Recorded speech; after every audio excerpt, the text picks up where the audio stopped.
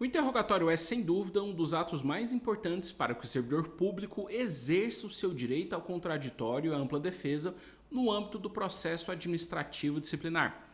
É através do interrogatório que o servidor apresenta a sua versão dos fatos em relação a tudo o que foi apurado durante o processo administrativo disciplinar. E até por isso, o interrogatório é um ato personalíssimo, que significa que somente o servidor investigado pode responder às perguntas que forem feitas pela comissão.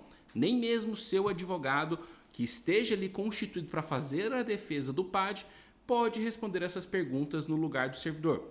Mas o advogado ele ainda tem a prerrogativa de que, ao final das perguntas que forem feitas pela comissão, fazer novas perguntas ao seu cliente, que no caso é o servidor investigado. E agora, o que o servidor deve falar quando for interrogado?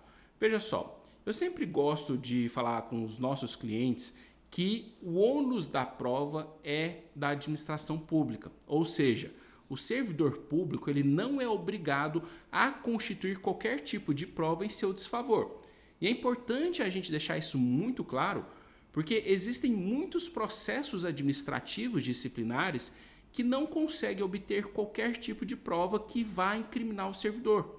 E aí acaba que no nervosismo da situação ou por falta de instrução, durante o interrogatório a comissão acaba sendo perspicaz, faz alguns tipos de perguntas que podem levar o servidor a falar coisas que vão te prejudicar e um processo administrativo que razoavelmente não poderia acabar numa punição do servidor pode gerar uma pena de demissão e uma dor de cabeça muito grande, difícil de ser rebatido na justiça. E até sobre isso, é importante a gente destacar que o servidor investigado tem o direito constitucional ao silêncio, que nem sempre deve ser exercido. Eu até comento com os meus clientes que eles chegam muito com essas dúvidas até mim. Doutor Sérgio, não é melhor eu ficar em silêncio? Na maioria dos casos, não. Só que em alguns, sim. Quando não tem nenhum tipo de prova, nenhuma testemunha que falou a respeito da situação, novamente, o servidor não é obrigado a produzir nenhum tipo de prova e pode ser que a melhor estratégia seja ele realmente ficar em silêncio. Agora, se foram produzidas provas, foram ouvidas testemunhas que eventualmente trouxeram elementos que podem prejudicar o servidor, é importante ele elucidar esses fatos para a comissão. Ele exercer o seu direito de autodefesa, porque o interrogatório nada mais é que o servidor exercendo o seu direito de autodefesa, trazendo a sua versão dos fatos.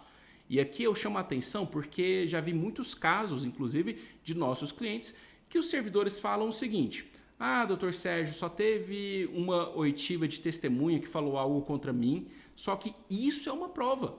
A prova testemunhal ela tem valor. É claro que cabe à comissão avaliar a pertinência daquela prova, ela tem condições de fazer novas apurações para verificar se aquilo lá realmente é verdade. Inclusive existe o Instituto da Acareação para ver se uma das testemunhas mentiu e a outra não. Enfim, o que não pode é ter tido uma testemunha que falou mal do servidor ou que imputou alguma responsabilidade para ele e o servidor simplesmente decide ficar calado, exercendo o seu direito de defesa. Porque quando a comissão for fazer o relatório final, ela vai apurar as provas que foram produzidas. E dentro das provas produzidas, nessa situação hipotética, o que nós teremos vai ser uma acusação contra o servidor, né? Porque foi feita diante de uma oitiva de testemunha e o servidor não deu a sua versão dos fatos. Isso, claro, vai gerar uma pena para o servidor. Uma punição que pode ser injusta, desproporcional e até ilegal. Então, na maioria dos casos, é pertinente sim o servidor trazer à tona a sua versão dos fatos. São raras as situações que eu oriento os nossos clientes a ficarem em silêncio.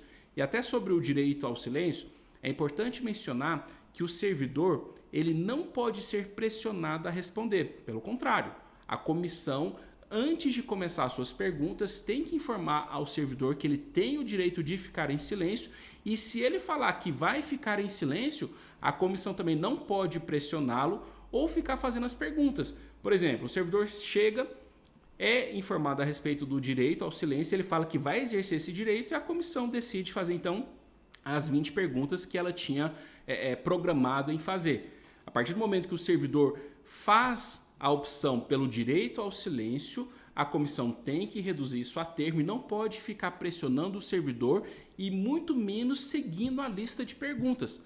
Isso, inclusive, diante da nova lei de abuso de autoridade, pode ser configurado crime de abuso de autoridade. O servidor falou que vai exercer o direito ao silêncio, cabe à comissão reduzir isso a termo, pegar a assinatura do servidor e acabou, ok? Além disso, outro ponto importantíssimo: o direito ao silêncio não pode ser interpretado em prejuízo ao servidor. A comissão não pode, por exemplo, o servidor falar que vai exercer o direito ao silêncio e ficar fazendo ameaça ainda que velada. Olha só, você tem certeza que vai fazer a opção pelo direito ao silêncio? Você não quer responder as perguntas? Não. A comissão não pode fazer nenhum juízo de valor, seja em benefício ou prejuízo do servidor, se ele optar pelo direito ao silêncio. Cabe à comissão somente respeitar o direito ao silêncio. E, por fim, é importante destacar que o interrogatório deve ser o último ato da fase instrutória. A fase instrutória é a produção de provas, porque somente assim o servidor vai exercer por completo o seu direito ao contraditório e o direito à ampla defesa. E aqui eu vou exemplificar com uma situação bem comum que vocês vão entender o porquê disso. Vamos supor que foram ouvidas todas as testemunhas, já foram produzidas todas as provas e chegou o momento do interrogatório do servidor. Ele apresentou sua versão dos fatos e, através desses fatos que o servidor investigado trouxe para a comissão, eles entenderam que seria pertinente ouvir novas testemunhas.